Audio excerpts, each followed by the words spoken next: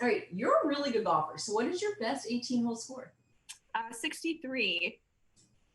That was like for fun. We played at the Farms. That was our home course in San Diego. But my best score in a tournament was a 64.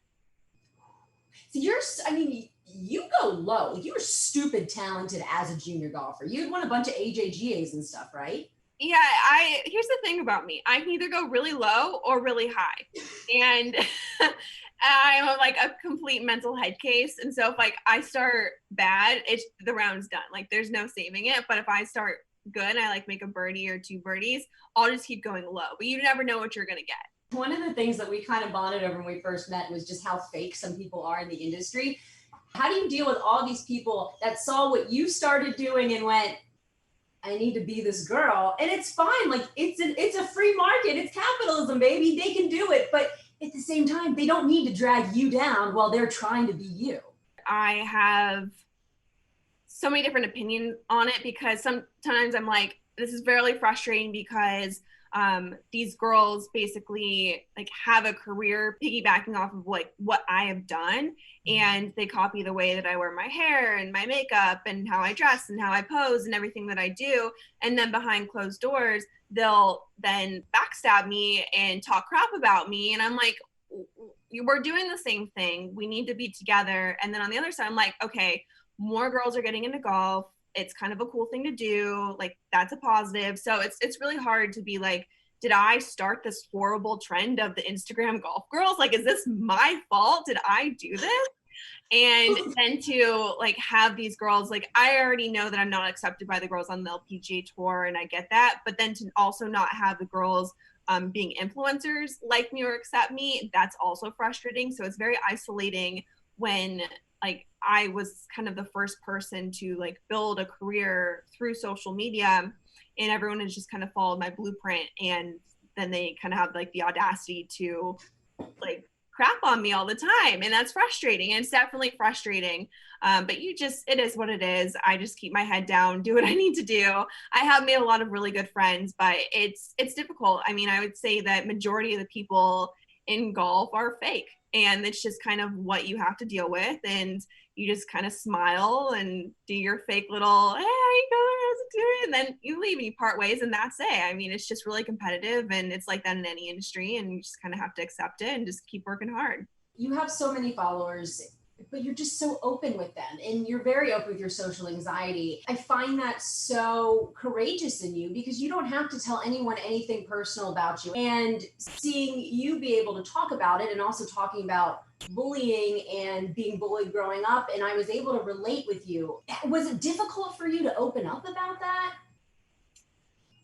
Yes and no. I think that my journey has been very, everyone has seen me kind of go through my ups and my downs, and it's been very public.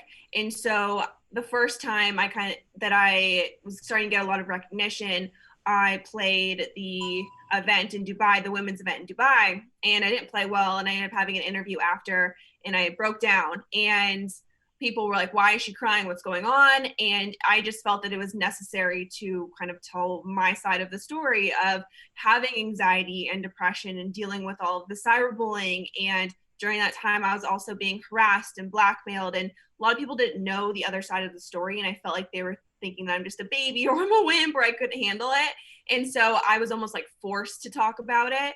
But after that, I don't really think much about it. It seems just so natural for me to talk about. I've always just been an open book, and sometimes I have to like step back and be like, okay, Paige, like you are talking to a lot of people right now, like calm down, like don't share everything about yourself. But that's just kind of who I am. If you talk to me for 5 minutes or you've known me forever, I am an open book from the very beginning, and I've just always been like that. And I think a lot of the really positive messages of people sending me saying like, hey, you talked about your anxiety or your depression or whatever you've been through, and it's really helped me, that makes it all worth it. And there's definitely times being on social media that I question, like, what am I doing? Am I adding to society? And talking about those issues and mental health, I feel like that's my time to actually help people and use my platform. And so I've never questioned it. I've never regretted anything that I've done or said. And I feel like that makes all of this so much better and worth it. And so you have been so open about all of this. And one of the places you've been so open is on your podcast. Have you enjoyed this crazy journey of doing a podcast? Well, yes, I never thought that I would have a podcast or people would be interested in what I have to say. I Last year I was going through a lot of changes within my career, and I was really frustrated because companies that I would work for, they had so much control over my content and what I would say. And I ended up making a funny video and putting it up on Instagram, and a company that I was working for was deeply offended by it and actually fired me over it. And it was kind of this huge mess.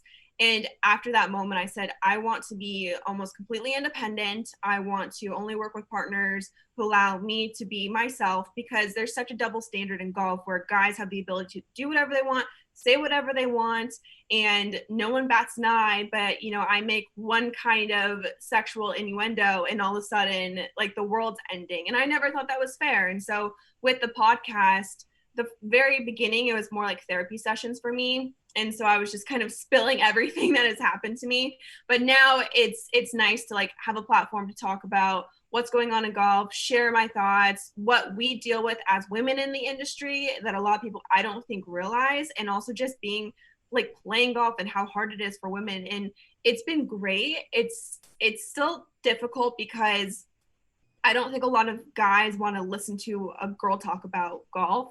And so it's hard to get people like to listen for the first time. But I think once they listen, then they enjoy it. But there's so many other golf podcasts out there that it has been a challenge to like get them to listen and not just see me as like the image on Instagram.